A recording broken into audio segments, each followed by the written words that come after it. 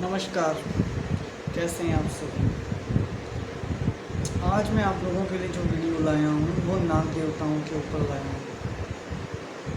बहुत से लोगों के मैसेज आ रहे थे और बहुत समय से आ रहे थे, ऐसा नहीं कि अभी हाल फिलहाल से आ रहे थे कि नाग देवताओं पर वीडियो बनाइए, नाग देवताओं पर वीडियो बनाइए। थोड़ी बहुत जानकारी मैंने पहले एक आध वीडियो में दी भी है नागों के ऊपर, लेकिन आज जो वीडियो है ये विशिष्ट नागों के ऊपर है।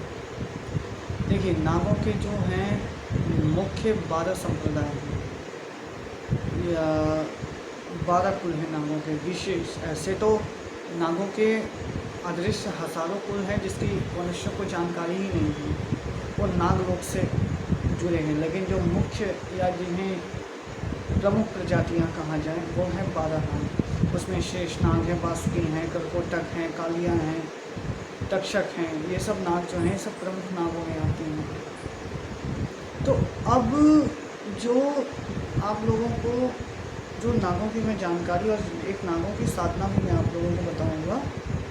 एक जो यहाँ यूट्यूब पर डालूंगा वो मेरे सभी सामान्य दर्शकों के लिए है, और या जो विशिष्ट नाग की साधना करना चाहते हैं जिससे कि नाग उनकी रक्षा करें, उन्हें गुप्त धन बताएं, उन्हें संपत्ति प्राप्त हो नागों के द्वारा, उनके वाद विवादों का समाधान हो। तो विशिष्ट कृपा जो तत्काल फल देने वाली जो साधना है, यदि वो आप करना चाहते हैं तो फिर मैं पर्सनली ग्रुप में कराऊंगा।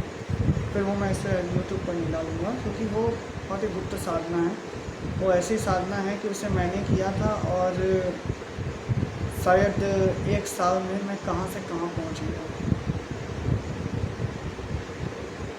तो नागों की जो विशेष कृपा मिलती है वो मिलती है शिव पूजन से।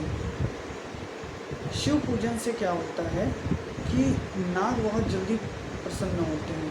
लेकिन इसमें एक चीज़ और देखनी होती है कि यदि आप नाग साधना कर रहे हैं तो आप कौन से नाग की कर रहे हैं, और सबसे महत्वपूर्ण आप किस हेतु नाग की साधना कर रहे हैं। अब जैसे कि एक साधना होती है समस्त 12 नागों की एक साथ संयुक्त, मैं उन्हीं साधनाओं की बात ही कर रहा हूँ। चाहे मैं अभी जो मंत्र जो साधना बताऊँगा यहाँ यूट्यूब पर, वो भी 12 नागों को एक साथ प्रसन्न करने वाली होगी, और जो मैं ग्रुप में कराऊंगा वो भी 12 नागों को एक साथ प्रसन्न करने वाली साधना होगी।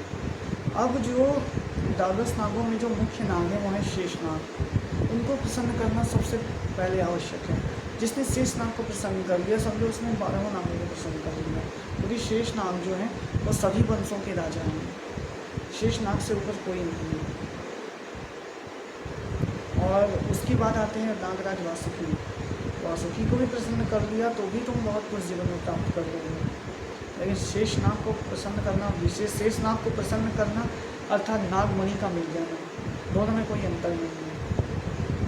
अब देखो जो नागों से जुड़ा मैं तुम्हें जो सबसे पहले इनकी पूजा पद्धति में बता दूँ। नागों को दूध बहुत प्रिय है। यदि आप दूध में थोड़ा सा गुड़ डालकर और उसमें जो धान के लावे आते हैं ना, उन्हें खीर भी बोला जाता है कई जगह, धान के लावे को उसमें डालकर आप कच्चा दूध होना चाहिए उसमें यदि भोग रखते हैं ना, कहीं भी जंगल में या कहीं ऐसे स्थान पर, आप देखेंगे आपकी बढ़ोतरी बड़ी तेज़ी से होगी जीवन में।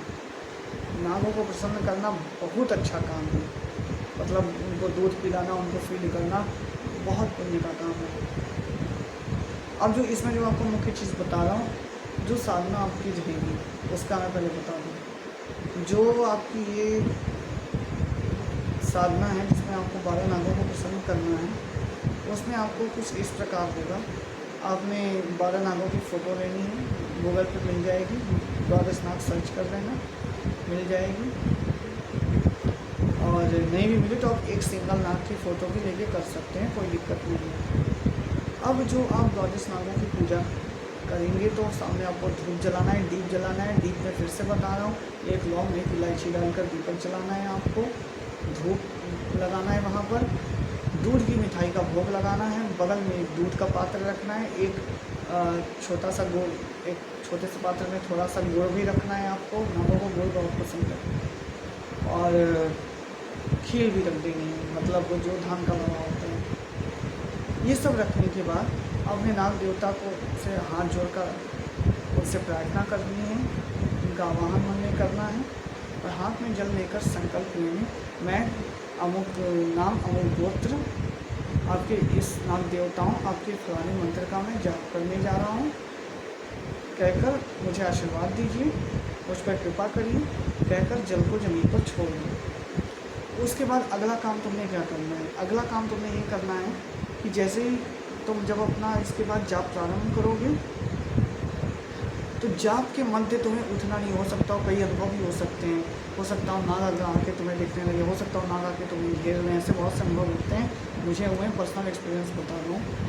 तुम्हारे साथ भी ऐसा हो सकता है, वहाँ से डर के भागे नहीं, चुपचाप बैठे रहें, वो नाग तुम्हें कुछ नहीं करेंगे और इतना जाप पूर्ण करके संकल्प छोड़कर उठ जाएँ। हो सकता है इसमें नागों के कई बार दर्शन भी हो जाते हैं, तो यदि दर्शन हो तो जाप पूर्ण करें और जब वो तुमसे तुम्हारी इच्छा पूछें तो उन्हें अपनी इच्छा बताएं और उन्हें उनके सामने भोग आदि रख दें और उनको चरण स्पर्श करके उनका आशीर्वाद लें और आशीर्वाद लेकर जो आप उनसे चाहें वो आप उनसे मांग सकते हैं। अब जो ये नाग साधना आप करोगे, ये आपको विशेष जो मैं अभी यहाँ पे बता रहा हूँ विशेष आपको रक्षा के लिए होगी। आप लेकिन अगर आपको गुप्त धन चाहिए, प्रत्यक्ष नाग दर्शन चाहिए या नागों का साथ चाहिए, नाग कन्याओं का साथ चाहिए, तो उसके लिए फिर तो आपको मैं साधना ग्रुप में कराऊंगा, क्योंकि वो बहुत प्रचंड साधना है, वो ऐसे नहीं कराई जा सकती यहाँ पर।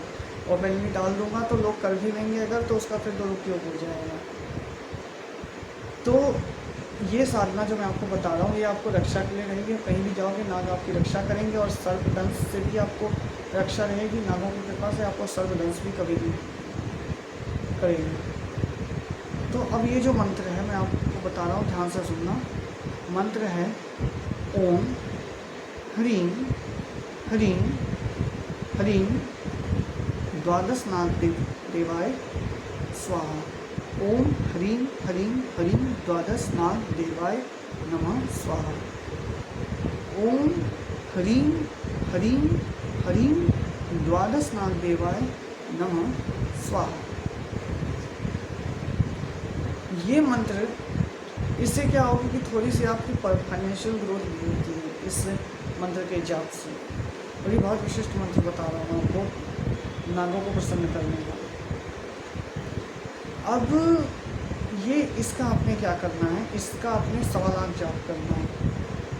11 दिन का संकल्प ले लीजिए, 1.25 लाख जाप करिए और जब आपकी साधना संपन्न हो जाए तो घी में दूध थोड़े गुड़ को मिला करके उसमें और वो धान का लावा, इन सबको आपस में मिला करके आपने उसी देखना। इसमें एक बात का ध्यान रखना, इसमें घी की मात्रा ज़्यादा रखना, नहीं तो दूध वगैरह की मात्रा ज़्यादा रहेगी तो फिर वो आग जलेगा नहीं, आग बुझ जाएगा।